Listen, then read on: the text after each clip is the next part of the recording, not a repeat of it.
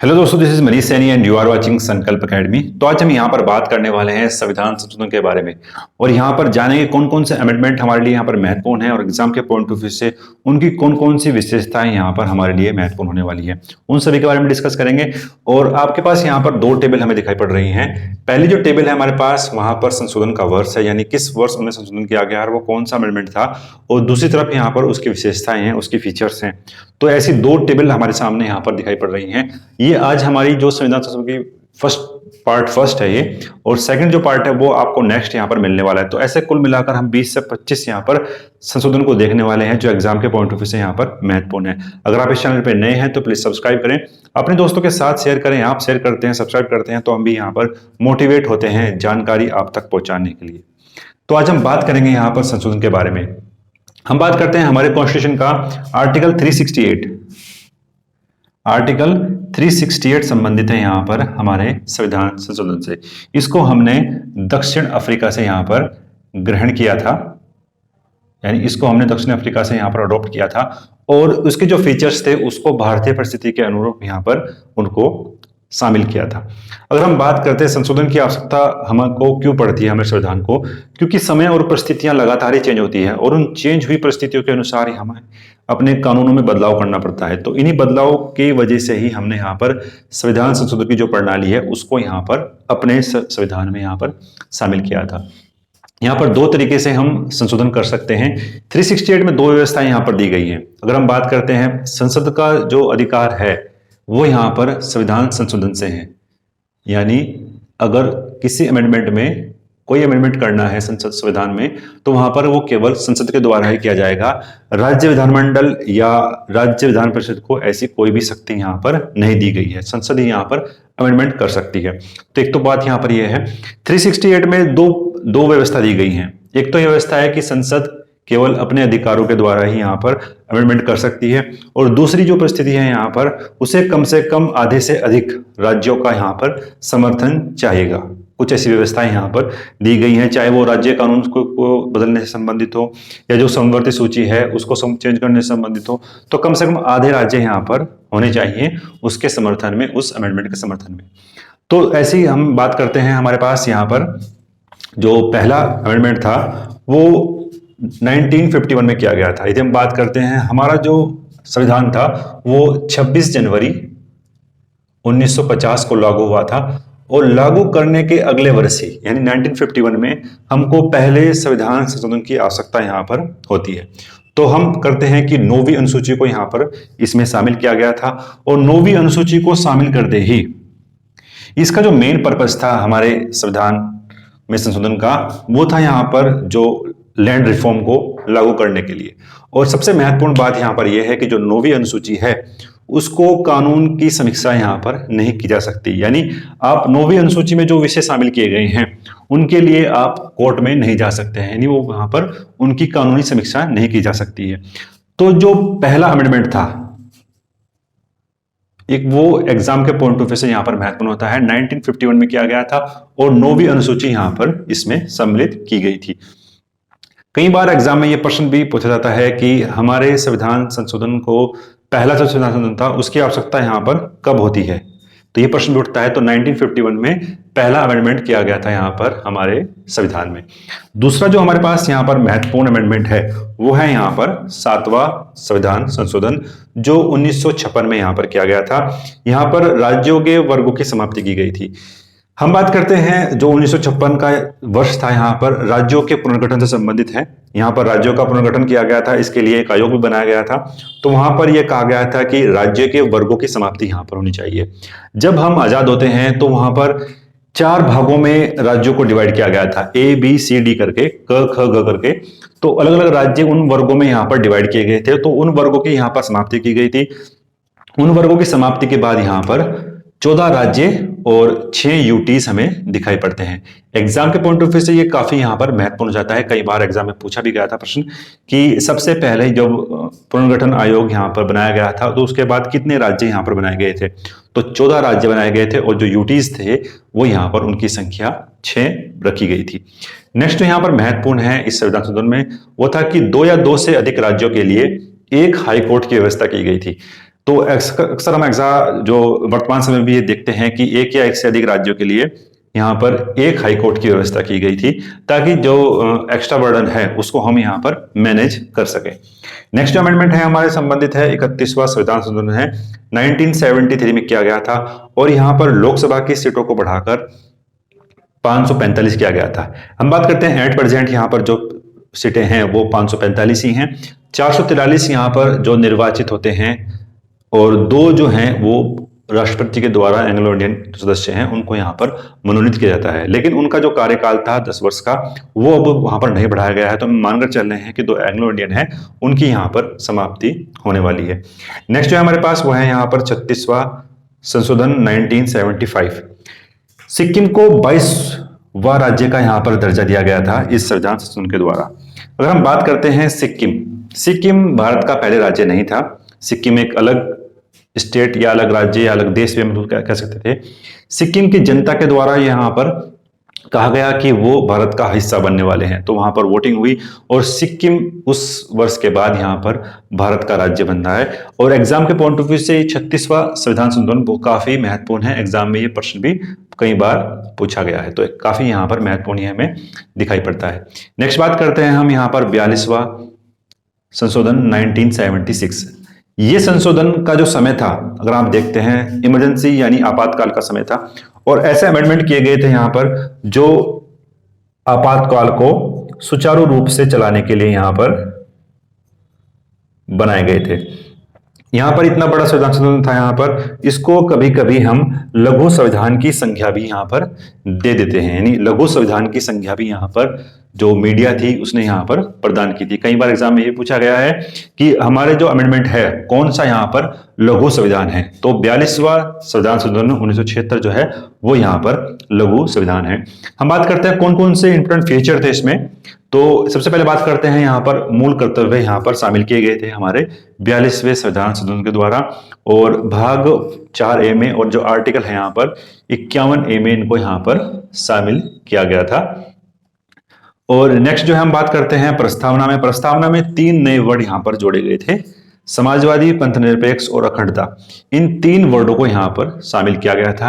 अगर हम बात करते हैं जितने भी अमेंडमेंट हम बात कर रहे हैं यहाँ पर, इनकी कुछ चर्चा हमने यहाँ पर अपने डिटेल वीडियो में भी यहाँ पर की है। अगर आपने वो नहीं देखी है तो प्लीज आप जाकर एक बार उसको वहां पर देख भी सकते हैं। नेक्स्ट बात करते हैं हम यहाँ पर कि राष्ट्रपति को सलाह मानने के लिए बाध्य किया गया था। अगर हम एट प्रेजेंट बात करते हैं कि जो राष्ट्रपति है कोई विधेयक को पुनर्विचार के लिए यहाँ पर भेजता है, तो वो व्यवस्था यहाँ पर नहीं थी। वहां पर कहा गया था कि जो भी कोई संसद के द्वारा यहाँ पर विधेयक भेजा जाएगा राष्ट्रपति को साइन करने के लिए, राष्ट्रपति उस विधेयक पर बाध्य होगा यहाँ पर उस पर सिग्नेचर करने के लिए। तो ये व्यवस्था 42वें 1976 में की गई थी। राष्ट्रपति को सलाह मानने के लिए बाध्य किया गया था। नेक्स्ट हमारे पास यहाँ पर लोकसभा और विधानसभा को 5 से 6 वर्ष तक का उनका कार्यकाल बढ़ाया गया था। हम बात करते हैं लोकसभा का जो कार्यकाल है एट प्रेजेंट बात करते हैं तो वो 5 वर्ष ही है, लेकिन आपातकाल के दौरान यानी 1976 में इसको जो है 5 वर्ष से बढ़ाकर 6 वर्ष करने का प्रावधान यहाँ पर किया गया था। नेक्स्ट बात करते हैं हम यहाँ पर शिक्षा, वन्यजीव और मापतोल, कुछ ऐसे विषयों को समवर्ती सूची में शामिल किया गया था। यदि हम बात करते हैं जो समवर्ती सूची है वो कौन से अनुसूचियों में थी, तो वो अनुसूची यहाँ पर 7वीं अनुसूची में यहाँ पर संबंधित है। 7वीं अनुसूची यहाँ पर जो संबंधित है वो बंटवारा करती है विषयों का, यहाँ पर केंद्र, राज्य और समवर्ती सूची के। तो शिक्षा, वन और वन्यजीवी जो पहले यहाँ पर राज्य सूची के विषय थे उनको अब समवर्ती सूची में शामिल किया गया था, यानी उन पर जो संसद भी यहाँ पर कानून बना सकती थी। नेक्स्ट बात करते हैं हम यहाँ पर संसद विधानमंडल को अब कोरम समाप्त किया गया था। यहाँ जो कोरम की व्यवस्था है इसको हम कभी कभी यहाँ पर गणपूर्ति भी बोलते हैं। यहाँ पर यह व्यवस्था है कि संसद के कुल सदस्यों के, यानी जो लोकसभा राज्यसभा के कुल सदस्यों के बैठक के लिए कम से कम 1/10 सदस्य यहाँ पर होने चाहिए, तभी उन पर कोई बैठक यहाँ पर शामिल हो सकती है या उस पर कोई भी डिसीजन यहाँ पर हो सकता है। जैसे हम बात करते हैं लोकसभा में यहाँ पर 545 जो है सदस्य हैं, तो लगभग 10 सदस्य यानी कम से कम यहाँ पर 55 मेंबर होने चाहिए किसी भी बैठक को सुचारू रूप से चलाने के लिए, उस पर यहाँ पर निर्णय करने के लिए। तो संसद और विधानमंडल में जो कोरम की व्यवस्था थी, यानी जो 55 मेंबर्स की व्यवस्था थी, इसको यहाँ पर समाप्त किया गया था। तो इमरजेंसी में इस तरीके के यहाँ पर जो जो कानून थे, जो यहाँ पर इम्प्लीमेंटेशन किए गए थे हमारे संविधान में, जो जाहिर सी बात थी यहाँ पर कि अपने शासन को सुचारू रूप से चलाने के लिए यहाँ पर इंदिरा गांधी जी ने ये सब अमेंडमेंट यहाँ पर किए गए थे। फिर अब जो बात करते हैं यहाँ पर 44वां संविधान संशोधन था 1978 में किया गया था। ये जो व्यवस्था की गई थी 1976 में, उसका ही प्रतिरूप हमें दिखाई पड़ता है। यहाँ पर मोरारजी देसाई की जो सरकार बनी थी, यानी जनता सरकार बनाई गई थी, और यहाँ पर ये जो व्यवस्था थी जो 1976 में जो संविधान में लागू की गई थी, उनको ही यहाँ पर बैलेंस करने के लिए यहाँ पर ये अमेंडमेंट किया गया था। तो इसमें बात करते हैं हम लोकसभा और विधानसभा को पुनः 5 वर्ष के लिए किया गया था, यानी जो लोकसभा और विधानसभा के जो 5 से 6 वर्ष का कार्यकाल बढ़ाया गया था, वो अब विधानसभा और लोकसभा का जो कार्यकाल है उसको 5 वर्ष यहाँ पर जनता सरकार के द्वारा किया गया था। तो अगर हम बात करते हैं एट प्रेजेंट भी यहाँ पर ये कितना है, 5 वर्ष ही यहाँ पर दिखाई पड़ता है। फिर हम बात करते हैं राष्ट्रपति विधेयक को एक बार कैबिनेट के पास पुनर्विचार के लिए भेज सकता है। यदि हम बात करते हैं कोई विधेयक यदि संसद के से पास होने के बाद राष्ट्रपति के पास पहुंचता है, तो राष्ट्रपति को यह अधिकार है कि वो उस पर साइन करे, उस पर साइन ना करे और उसको एक बार पुनर्विचार के लिए भेज सकता है। तो इस व्यवस्था को यहाँ पर समाप्त किया गया था, तो वो पुनः बहाल वहां पर की गई थी कि राष्ट्रपति विधेयक को कैबिनेट के पास एक बार पुनर्विचार के लिए यहाँ पर भेज सकता है। फिर हम बात करते हैं कोरम व्यवस्था की बहाली की गई थी, यानी 1/10 सदस्य थे, उसको यहाँ पर जो समाप्त किया गया था कोरम व्यवस्था को, उसकी बहाली यहाँ पर की गई थी। नेक्स्ट बात करते हैं हम यहाँ पर राष्ट्रीय आपात में आंतरिक अशांति की जगह सशस्त्र विद्रोह रखा गया था। यदि हम बात करते हैं जो राष्ट्रीय आपात है वो संबंधित है यहाँ पर आर्टिकल 352 से। 352 में जो राष्ट्रीय आपातकाल यहाँ पर रखा गया है वो युद्ध, बाह्य आक्रमण और आंतरिक अशांति यहाँ पर शामिल किया गया है। जो आंतरिक अशांति है वो यहाँ पर वर्ड नहीं था, उससे जो पहले वर्ड था वो था यहाँ पर सशस्त्र विद्रोह को शामिल किया गया है। एट प्रेजेंट बात करते हैं तो वो यहाँ पर जो वर्ड है वो सशस्त्र विद्रोह है, उससे पहले जो है वो आंतरिक अशांति था। हम बात करते हैं आपातकाल में क्या घटना यहाँ पर घटी थी। थोड़ा ब्रीफ में अगर बात करते हैं तो आप सही तरीके से इसको यहाँ पर समझ सकते हैं।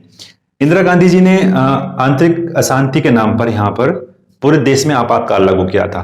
तो जो जनता सरकार थी उसका ये मानना था कि अगर भविष्य में भी आंतरिक अशांति के नाम पर भारत में राष्ट्रीय आपातकाल लागू नहीं होना चाहिए, तो इसलिए उन्होंने आंतरिक अशांति की जगह यहाँ पर सशस्त्र विद्रोह का रखा गया था। यानी सशस्त्र विद्रोह से संबंधित है, जब तक विद्रोह यहाँ पर हथियारों के द्वारा ना हो तो भारत में राष्ट्रीय आपातकाल यहाँ पर लागू नहीं किया जाएगा। तो ये संबंधित है यहाँ पर जनता सरकार से। फिर हम बात करते हैं आर्टिकल 20 और 21 को राष्ट्रीय आपातकाल के समय भी जो है निलंबित नहीं रखा जा सकता। हमारी जो फंडामेंटल राइट वाली जो हमारी क्लास है उसमें हमने डिटेल में बात की है इस वीडियो में, तो अगर आपने वो नहीं देखी है तो प्लीज आप जाकर उसको वहां पर एक बार देख भी सकते हैं।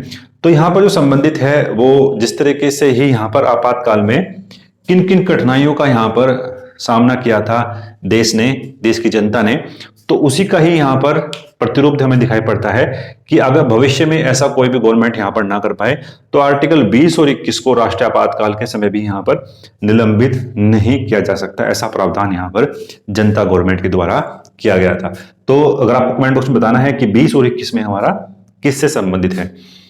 नेक्स्ट बात करते हैं हम यहाँ पर 52वां संविधान संशोधन यहाँ पर 1985 एग्जाम के पॉइंट ऑफ व्यू से काफी महत्वपूर्ण हमें दिखाई पड़ता है और यहाँ पर 10वीं अनुसूची को यहाँ पर शामिल किया गया था। हम बात करते हैं जब हमारा संविधान 26 जनवरी 1950 को यहाँ पर लागू होता है तो उस समय हमारे जो मूल संविधान में यहाँ पर 8 अनुसूचियां यहाँ पर रखी गई थी और जो 9वीं अनुसूची थी उसको हमने 1951 में यहाँ पर शामिल किया था और जो 10वीं अनुसूची थी, नेक्स्ट जो अनुसूची 10वीं अनुसूची, उसको हमने अपने 52वें संविधान संशोधन 1985 के द्वारा शामिल किया गया था।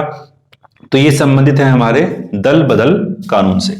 दल बदल का जो कानून है वो अभी भी चर्चा में यहाँ पर रहा है। जिस तरीके से महाराष्ट्र और बिहार में जिस तरीके से यहाँ पर अदला बदली की गई है विधायकों की, तो वो संबंधित है यहाँ पर दल बदल कानून से। यहाँ पर इसका जो संबंध है वो यहाँ पर यह है कि इसको लाने की क्यों आवश्यकता पड़ी थी। इसको लाने की इसलिए आवश्यकता यहाँ पर पड़ती थी क्योंकि जो कैंडिडेट थे वो किसी पार्टी से चुनकर यहाँ पर विजयी होते थे और पैसे या पद के लालच में जो है दूसरी पार्टी में छलांग यहाँ पर लगाते थे, जिसकी वजह से बड़ी ही अस्थिति यहाँ पर गंभीर रूप से हमें दिखाई पड़ रही थी।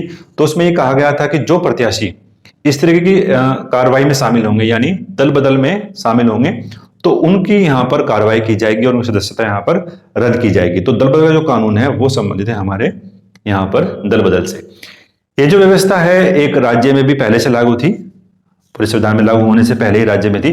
तो वो राज्य कौन सा था? तो वो राज्य था यहाँ पर जम्मू एंड कश्मीर। यहाँ पर वो राज्य यहाँ पर रखा गया था। फिर हम बात करते हैं यहाँ पर 56वां जो संशोधन था, वो था यहाँ पर गोवा को 25वां राज्य यहाँ पर बनाया गया था। आप इसको इस तरीके से याद कर सकते हैं कि 36 और 56 संबंधित है हमारे पास यहाँ पर राज्यों के निर्माण से। 36 में यहाँ पर सिक्किम का निर्माण किया गया था और 56 में यहाँ पर गोवा का निर्माण किया गया था। उसको 25वां राज्य बनाया गया था 1987 में। 1987 में यहाँ पर गोवा को बनाया गया था। गोवा का, अगर हम बात करते हैं गोवा के इतिहास के बारे में, तो गोवा सबसे पहले यहाँ पर पुर्तगालियों का शासन था और सबसे अंत तक ही यहाँ पर भारत में जो गए वो यहाँ पर पुर्तगाली थे। हम बात करते हैं गोवा पुर्तगालियों से 1961 में यहाँ पर स्वतंत्र होता है और बड़ी सैनिक कार्रवाई यहाँ पर करनी पड़ी थी भारत को। कई चरणों की कार्रवाई के बाद यहाँ पर सैनिक कार्रवाई थी वो यहाँ पर की थी। कहीं सरकार के स्तर पर भी बात की हमने पुर्तगालियों से, लेकिन वो नहीं माने। लास्ट अंत में आके 1961 में हमने यहाँ पर गोवा पर सैनिक कार्रवाई की और उसको अपने कब्जे में लिया था। तो ये महत्वपूर्ण था। इसको एक अलग राज्य का दर्जा दिया गया था 1987 में और 25वां राज्य इसको यहाँ पर बनाया गया था। तो ये महत्वपूर्ण था। अगर हम बात करते हैं इसके बाद, ये 25वां राज्य था और 26वां राज्य यहाँ पर बनाया गया था छत्तीसगढ़। 27वां जो राज्य बनाया गया था वो बनाया गया था यहाँ पर उत्तराखंड। और जो 28वां राज्य बनाया गया था वो बनाया गया था यहाँ पर झारखंड। और अगर हम बात करते हैं 2014 में जो राज्य बना 29वां राज्य, वो बना यहाँ पर तेलंगाना। और अगर हम बात करते हैं जम्मू कश्मीर है, उसको अब राज्य का दर्जा नहीं दिया गया है, उसको हमने यूटीज में यहाँ पर शामिल किया गया है। तो एट प्रेजेंट भी यहाँ पर 29 ही राज्य हमें दिखाई पड़ते हैं। तो ये महत्वपूर्ण था। अब 28 राज्य हमें दिखाई पड़ते हैं क्योंकि जम्मू कश्मीर जो है वो उसको हमने यूटीज का दर्जा यहाँ पर दे दिया गया है। तो ये हमारा पार्ट फर्स्ट था यहाँ पर जो संविधान से संबंधित था। जो नेक्स्ट पार्ट होगा, दूसरा पार्ट, उसको हम अपने नेक्स्ट वीडियो में यहाँ पर शामिल कर रहे हैं। अगर आपको ये चैनल पसंद आया तो प्लीज लाइक करें, अपने दोस्तों के साथ शेयर करें। मिलते हैं नेक्स्ट वीडियो में। धन्यवाद। जय हिंद।